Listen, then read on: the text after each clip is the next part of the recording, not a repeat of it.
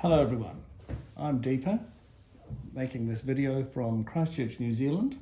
The video is in relation to the newly arrived 3970 locomotive from Hornby. It's a Hornby Dublo Elders Fyffes loco, and it's a limited edition of 500 locomotives produced. I purchased this from Iron Horse Hobbies here in Christchurch, New Zealand, and I thought you'd like to have a look at how it looks inside and perhaps a little run over how the loco actually looks and functions.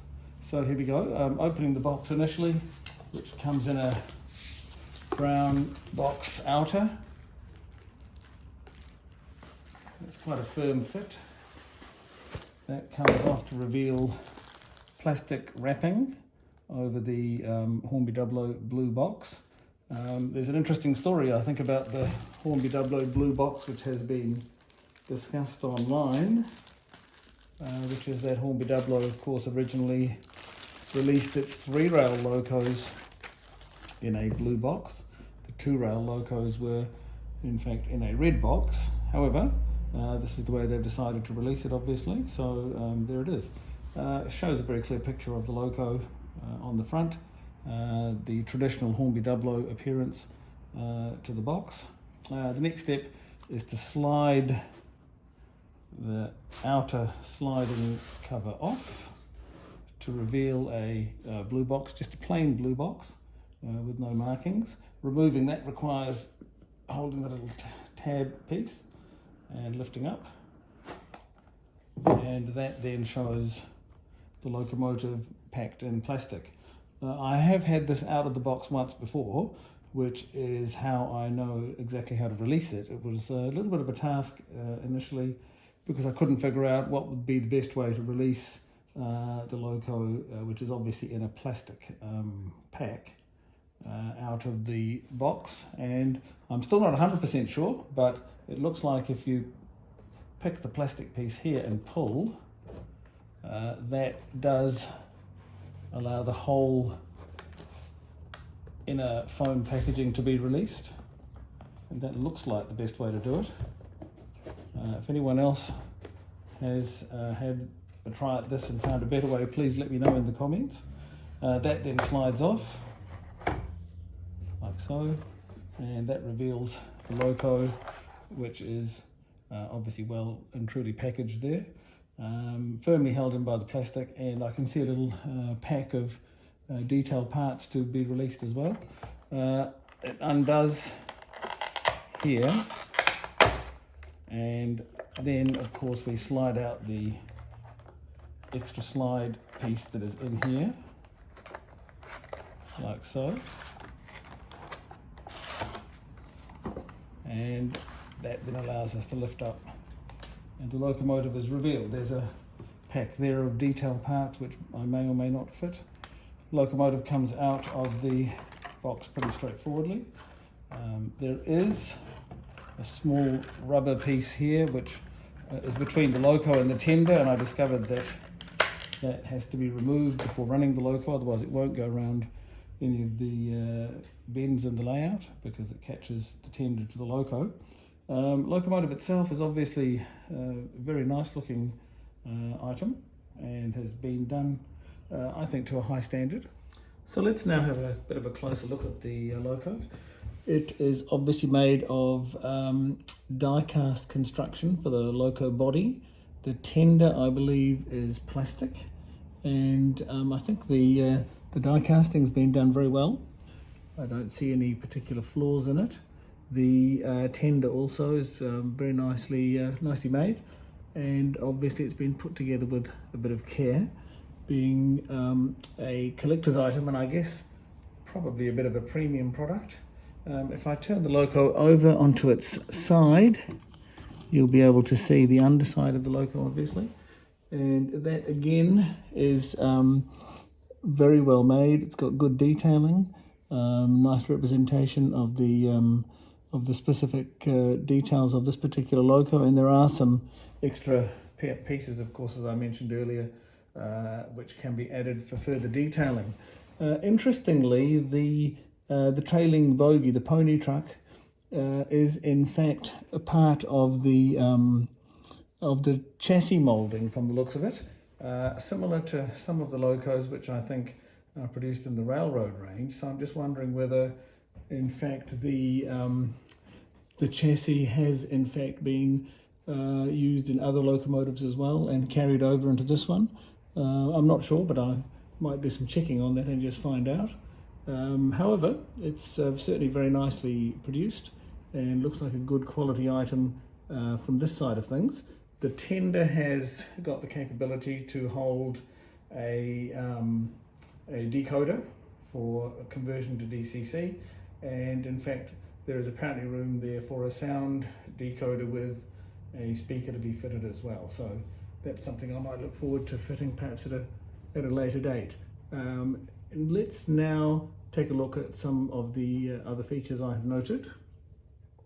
So just holding the camera by hand, I can take you around the loco a little bit better, and I think it can be observed that the paintwork is extremely well done. I can't see any flaws on it at all, either this side or the other side. And the stripes and the lining are very well done as well. The rear of the loco, the rear of the tender, again has the correct ladders, the smaller Hornby type coupling, and generally I think a very quality item has been produced here. Looking at from above, again you can see the coal load, then the rooftop appearance of the loco, and here's the front as well.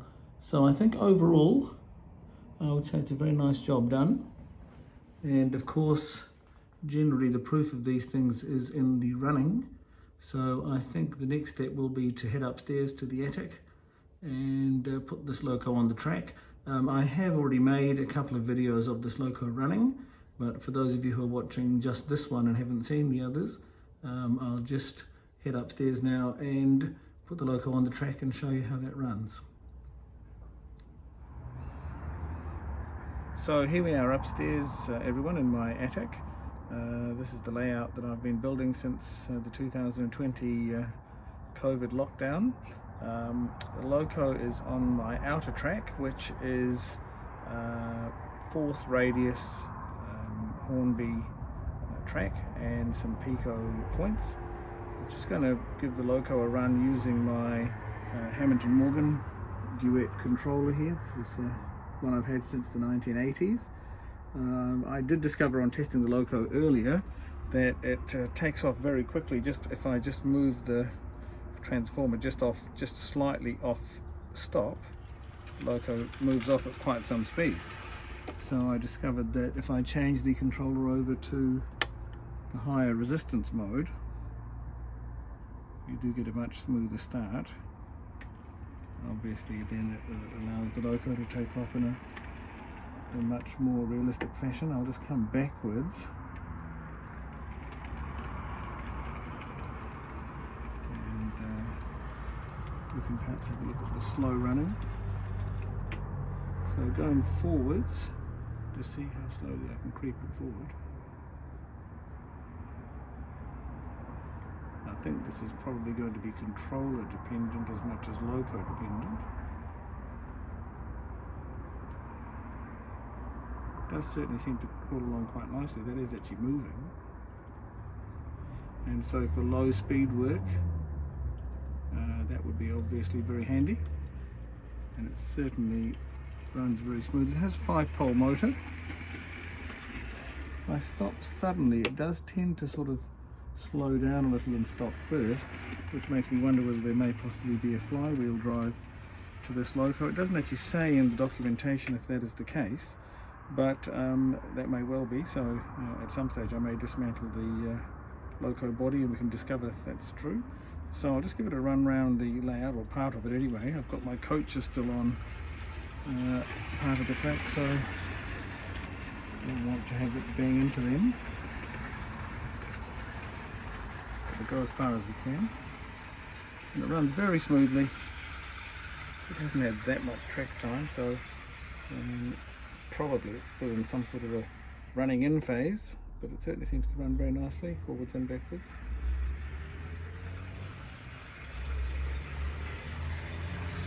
I'll come back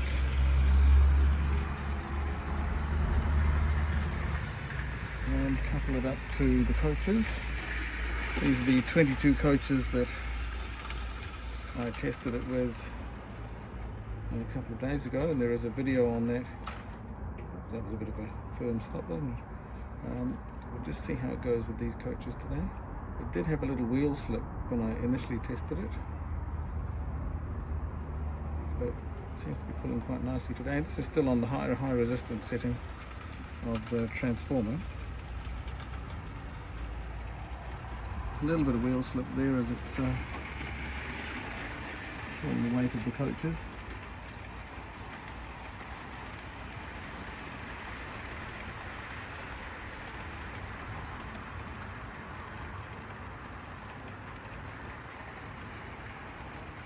Let's get past these items that I've left on the track, and you can see there is some wheel spin there, but as soon as it gets onto the long straight, the weight of the coaches gets moving.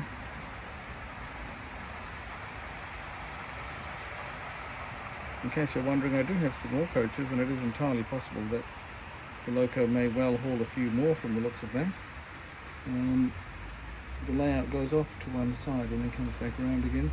In case you're wondering why that is, it's because my hot water cylinder is located there, and so the layout had to be devised to go around it.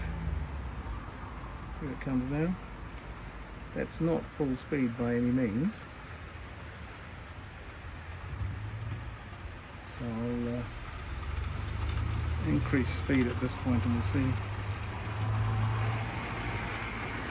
how well it goes for speed around the track. This is the key point where the weight of the coaches obviously is against the loco, and there may be some wheel spin. I think there is. So that's full speed now on the transformer with low resistance, so this is as fast as it'll go with this particular transformer. We'll see what it does as it goes around the track.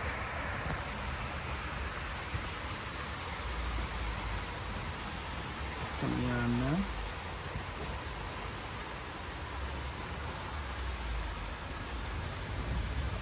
It's quite a good speed. Don't know what that would be in scale speed, but it looks reasonably fast.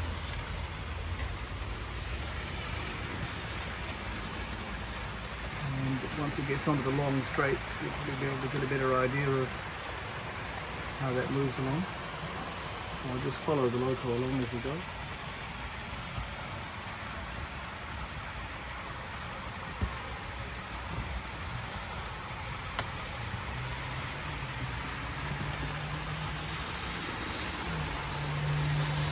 Picking up speed a bit, so perhaps it's freeing up a little bit.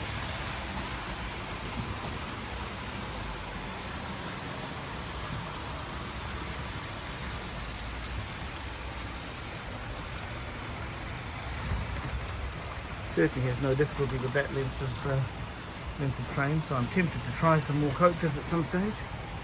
But just for now, I would say that this is a very nice loco. Obviously well constructed and with plenty of power. I think it is possibly getting a little wheel spin there as it goes along, but it's difficult to say. It certainly has no problem pulling those coaches though.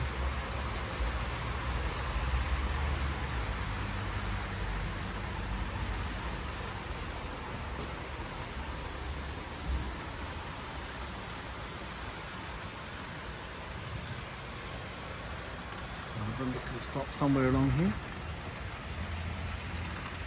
Perhaps when it gets to the other side.